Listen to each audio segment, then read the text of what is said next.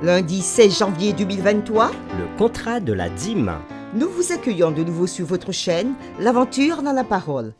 De l'endroit où vous êtes actuellement, que vous nous écoutez, nous vous saluons et bénissons Dieu avec vous et pour sa bienveillance et pour son amour.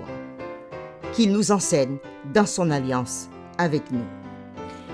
Nous vous invitons à participer avec nous en cliquant sur le pouce et en vous abonnant pour recevoir la notification chaque jour. Laissez-nous un commentaire pour ce que vous avez compris ou appris et n'oubliez pas de partager le lien avec vos amis et avec toutes vos connaissances. Le texte à mémoriser de cette semaine que nous vous invitons encore à dire avec nous se trouve dans Malachie, chapitre 3, le verset 10. Apportez à la maison du trésor toutes les dîmes, afin qu'il y ait de la nourriture dans ma maison. Mettez-moi de la sorte à l'épreuve, dit l'Éternel des armées.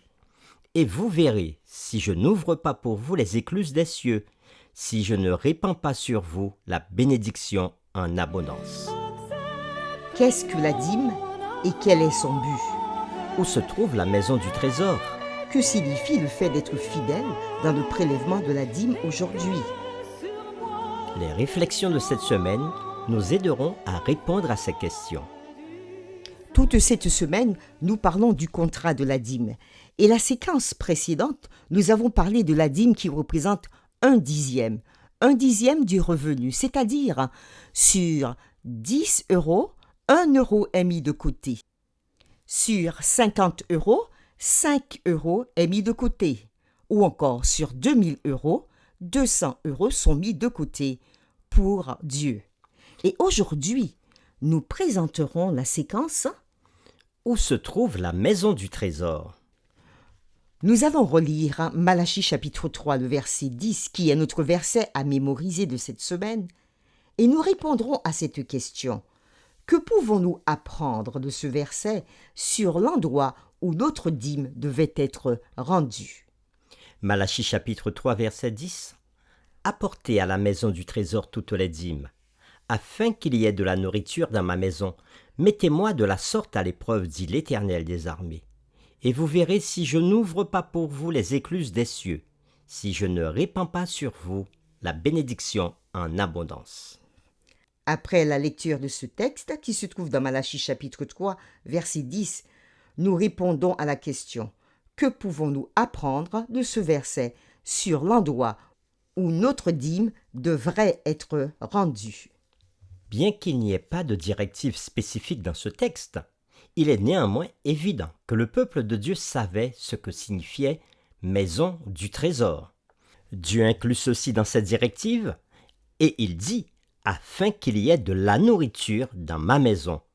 Le peuple comprit que la maison de Dieu était initialement le sanctuaire, la tente élaborée, construite par des instructions spécifiques données à Moïse au mont Sinaï. Plus tard, quand Israël vécut en terre promise, l'emplacement central était d'abord à Silo, puis plus en permanence au temple de Jérusalem. Lisons maintenant Deutéronome chapitre 12, les versets 5 à 14. Ces versets n'indiquent pas que les enfants de Dieu pourraient agir selon leurs propres désirs quant à l'endroit où leur dîme serait déposée. Quels principes pouvons-nous tirer de ces versets pour nous-mêmes aujourd'hui? Nous lisons Deutéronome chapitre 12, versets 5 à 14. Vous n'agirez pas ainsi à l'égard de l'Éternel votre Dieu, mais vous le chercherez à sa demeure, et vous irez au lieu que l'Éternel, votre Dieu, choisira parmi toutes vos tribus pour y placer son nom. C'est là que vous présenterez vos holocaustes, vos sacrifices, vos dîmes, vos prémices, vos offrandes, en accomplissement d'un vœu, vos offrandes volontaires et les premiers-nés de votre gros et de votre menu bétail.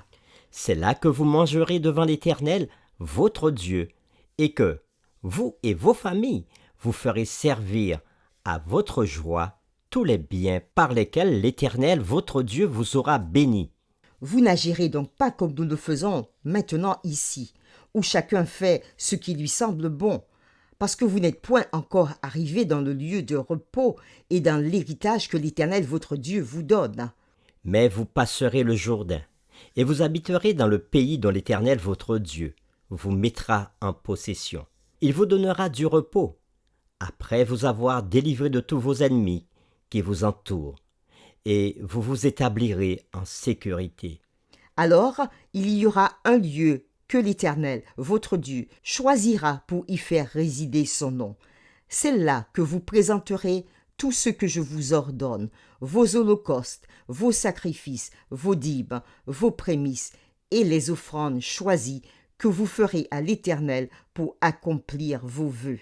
C'est là que vous vous réjouirez devant l'Éternel votre Dieu, vous, vos fils et vos filles, vos serviteurs et vos servantes, et le Lévite qui sera dans vos portes, car il n'a ni part ni héritage avec vous. Garde-toi d'offrir tes holocaustes dans tous les lieux que tu verras, mais tu offriras tes holocaustes au lieu que l'Éternel choisira, dans l'une de tes tribus, et c'est là que tu feras tout ce que je t'ordonne. Après cette lecture de Deutéronome chapitre 12, versets 5 à 14, nous remarquons que ces versets n'indiquent pas que les enfants de Dieu pourraient agir selon leurs propres désirs quant à l'endroit où leur dîme serait déposée. Alors, quels principes pouvons-nous tirer de ces versets pour nous-mêmes aujourd'hui? En tant que membres de la famille de Dieu, nous désirons comprendre et pratiquer sa volonté concernant ce qu'il faut faire de notre dîme.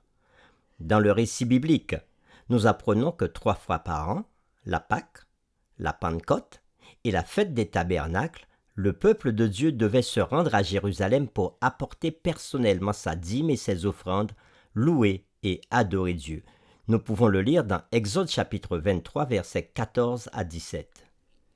Vous observerez tout ce que je vous ai dit, et vous ne prononcerez point de nom d'autre Dieu. Qu'on ne l'entende point sortir de votre bouche. 3 fois par année, tu célébreras des fêtes en mon honneur. Tu observeras la fête des pains sans levain pendant 7 jours, au temps fixé dans le temps des épis. Tu mangeras des pains sans levain, comme je t'en ai donné l'ordre, car c'est dans ce mois que tu es sorti d'Égypte, et l'on ne se présentera point à vide devant ma face.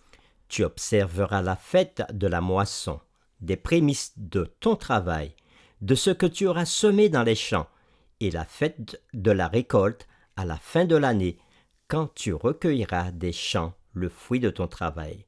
3 fois par année, tous les mâles se présenteront devant le Seigneur l'Éternel.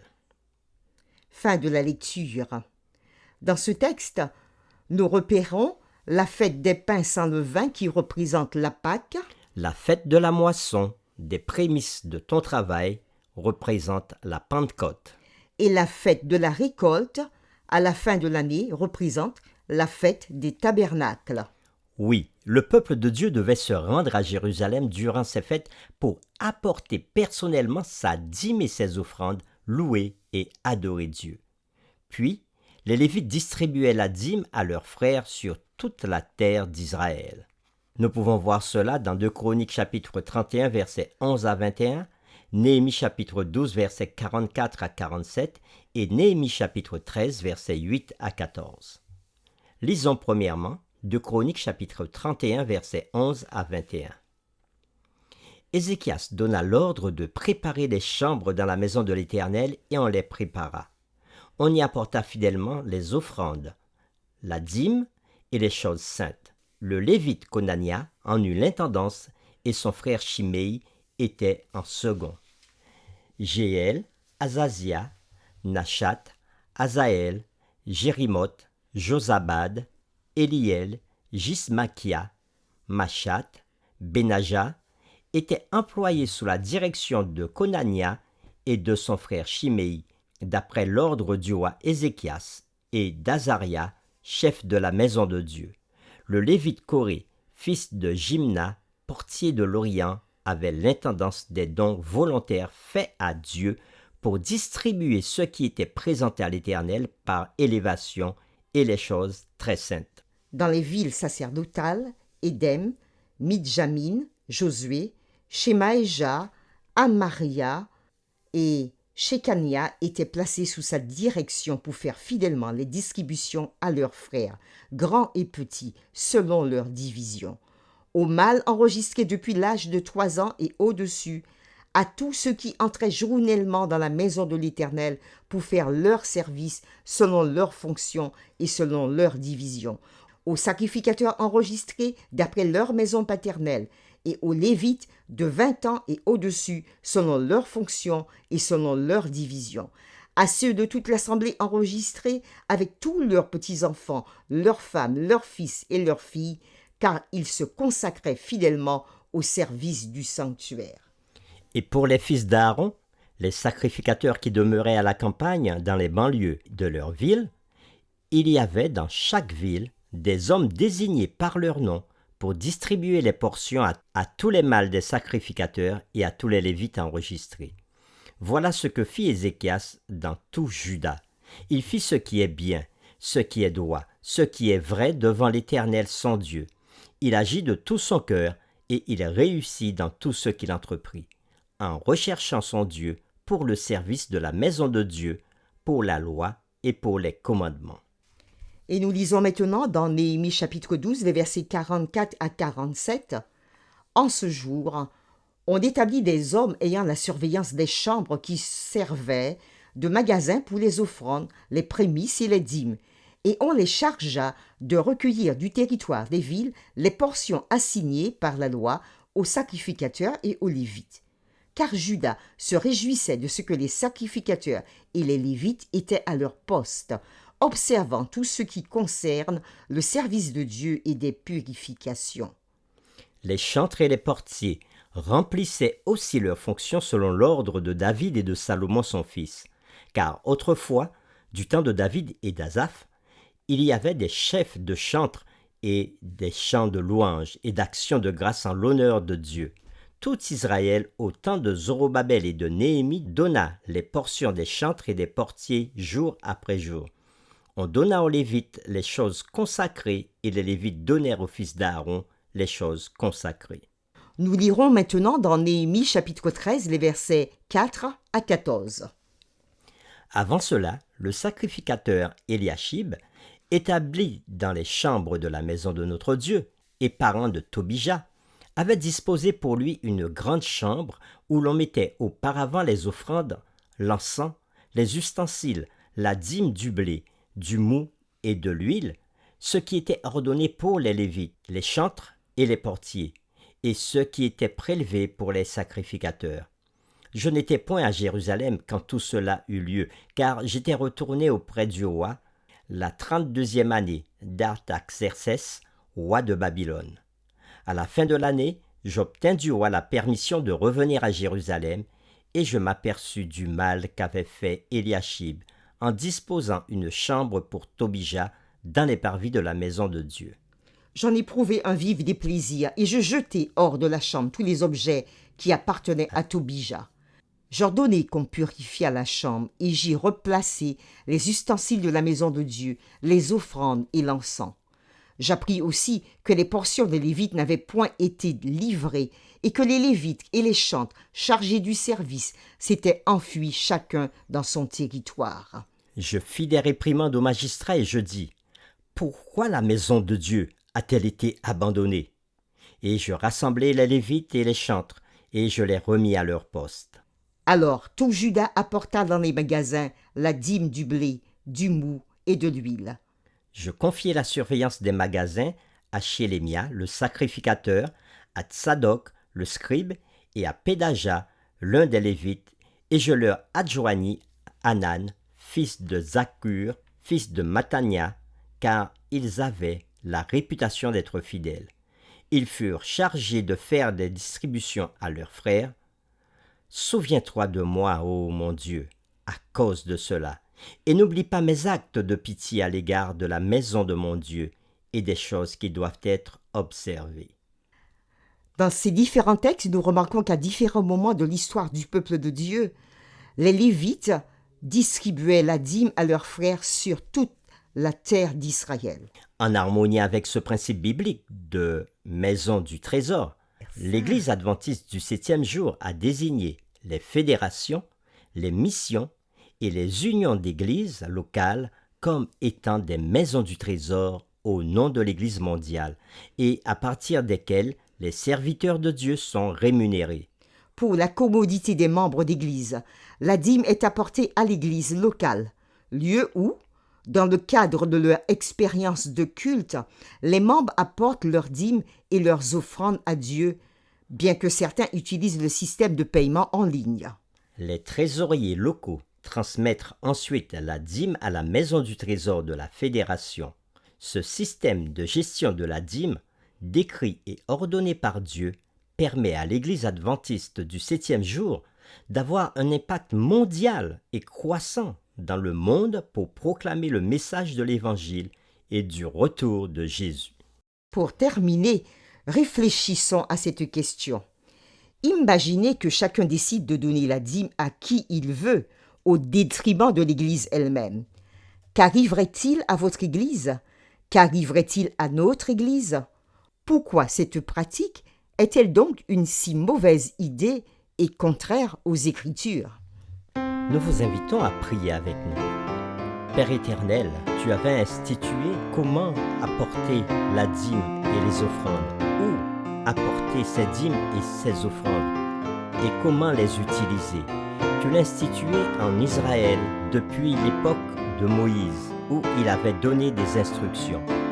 Et plus tard, quand le peuple revint de la déportation, les dirigeants du peuple eurent à remettre en place ce que tu avais ordonné, d'apporter dans ta maison nos dîmes et nos offrandes. Et aujourd'hui encore, nous voulons obéir à ta voix, alors qu'il n'y a plus de temple à Jérusalem, mais que nos fédérations, nos missions, nos unions représentent ces maisons du trésor. Et à travers nos églises locales, nous apportons ce qui t'est dû, afin que cela arrive dans les lieux et les endroits que tu as fixés. Et c'est ainsi que nous avons vu ton œuvre se développer à travers des années. Et cette œuvre qui était petite au départ est devenue une œuvre mondiale où l'évangile est prêché. C'est ainsi que tu permets à des ouvriers de subvenir à leurs besoins lorsqu'ils sont employés à plein temps pour la prédication de ta parole. Que tu puisses nous aider à comprendre qu'il est nécessaire et vital pour ton œuvre que nous puissions participer pleinement et de plein gré à cette œuvre que tu nous as confiée en apportant nos dîmes et nos offrandes. Merci de nous écouter et merci d'entendre nos prières. Fortifie-nous et bénis-nous dans cette action. Nous t'avons prié au nom de Jésus. Amen.